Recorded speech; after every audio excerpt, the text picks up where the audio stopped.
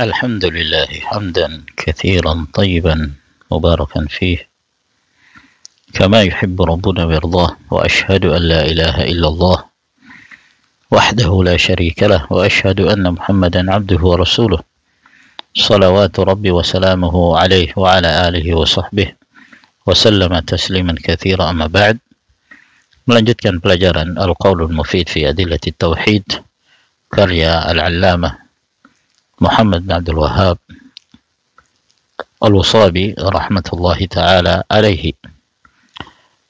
Kita masih melanjutkan tentang 10 perkara-perkara yang membatalkan Islam, dan kita masuki pembatal Islam yang ke-7. An-Naqidus Sabi', pembatal Islam yang ke-7, As-Sihir, yaitu melakukan perbuatan sihir. Wa minhu as-sarfu wal-'adfu, dan di antara bentuk sihir adalah as-sarf, demikian pula al-'atf. Di sini beliau akan menerangkan sebagian dari bentuk sihir tersebut. Yang dimaksud sihir, asal makna sihir adalah sesuatu yang tersamarkan sebabnya. Adapun yang berkaitan dengan istilah sihir di dalam syariat, maka sihir itu adalah merupakan bentuk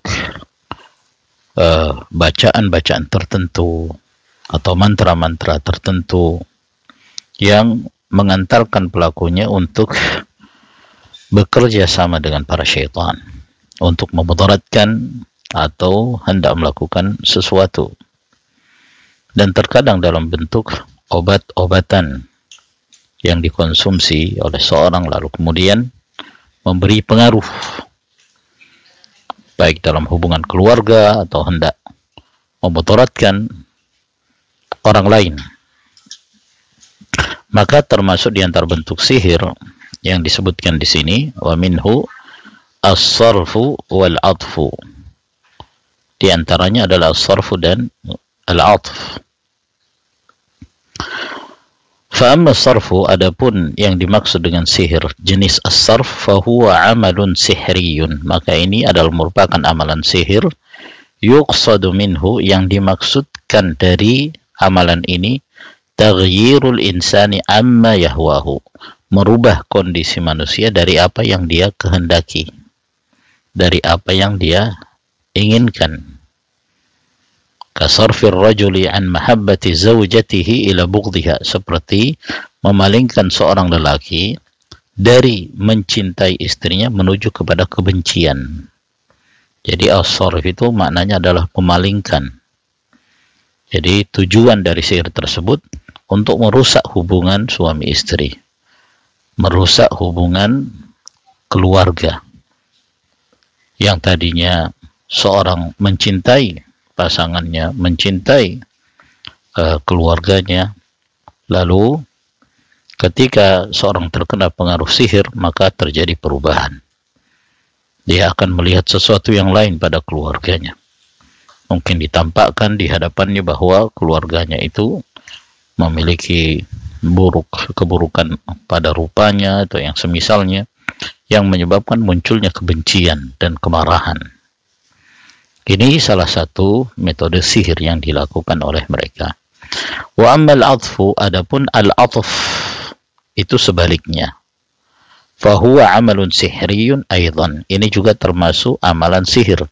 Yuqsadu minhu, yang dimaksudkan darinya targhibul insani fima la yahwahu, yaitu mendorong manusia terhadap hal-hal yang dia tidak inginkan, ila mahabbatihi, menuju kepada kecintaan dan kesenangan. Awalnya dia tidak memiliki kecenderungan, tidak memiliki kesenangan, namun dengan cara-cara sihir tersebut, maka orang ini muncul dan tumbuh rasa cinta pada dirinya kepada orang yang lain. Bituruqin syaitaniyatin, dengan metode-metode syaitan, dengan bantuan dari kalangan syaitan tentunya. Dan yang lainnya dari berbagai macam jenis sihir, ini termasuk bentuk kekufuran. Apabila seorang menyelami ilmu sihir, mendalami ilmu sihir yang menyebabkan dia bekerja sama dengan para syaitan, maka hal tersebut membatalkan keislaman seorang, menyebabkan dia kafir. Qala Allah Ta'ala, Allah Jalla wa Ala berfirman, "Wa ma yu'allimani min ahadin hatta yaqula innama nahnu fitnatun fala takfur." Dan tidaklah keduanya mengajarkan kepada seorang ilmu tersebut, yaitu ilmu sihir, hingga keduanya mengatakan sesungguhnya kami hanyalah ujian bagi kalian, maka jangan kalian menjadi kafir, yaitu dengan mempelajari ilmu sihir menyebabkan kekafiran. Wa an Abdullah bin Mas'ud radhiyallahu anhu qala qala Rasulullah sallallahu alaihi wa alihi wasallam, dan dari Abdullah bin Mas'ud radhiyallahu anhu berkata, telah bersabda Rasulullah sallallahu alaihi wasallam, "Inna ar-ruqa wat-tama'ima wat-tiwalata syirkun." Sesungguhnya ruqyah, ar-ruqa jamak dari ruqyah. Yang dimaksud di sini adalah bacaan-bacaan yang dibaca oleh seorang tukang sihir berupa mantra-mantra yang menyebabkan dia bekerja sama dengan para syaitan, mengundang syaitan dengan mantra-mantra tersebut. Adapun ruqyah yang berasal dari Al-Quranul Karim, demikian pula dari sunnah Nabi Shallallahu Alaihi Wasallam, maka hal itu tidak mengapa dan itu diperbolehkan. Di dalam hadis yang lain, Nabi Shallallahu Alaihi Wasallam mengatakan, "La ba'sa birruqa ma lam takun syirkan." Tidak mengapa seorang melakukan ruqyah selama tidak mengandung kesyirikan. Jadi yang dimaksud ruqyah di sini adalah ruqyah yang mengandung syirik, mantra-mantra yang menyebabkan seorang mengundang syaitan dan bekerja sama dengan para syaitan.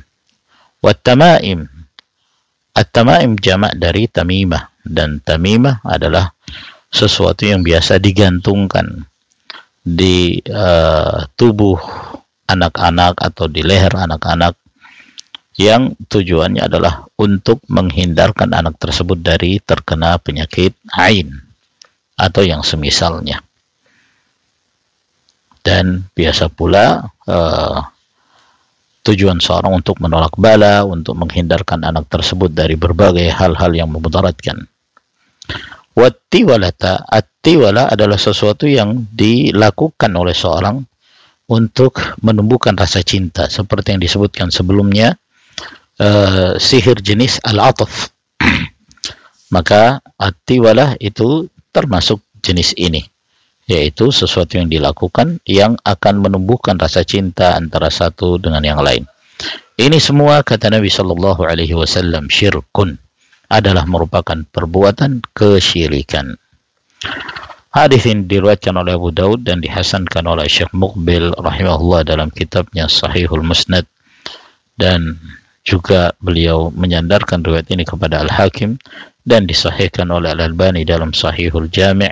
Demikian pula dalam silsilah al-hadits as-sahihah, sebagaimana Al-Hakim juga mensahihkan dan disetujui oleh Al-Dhahabi.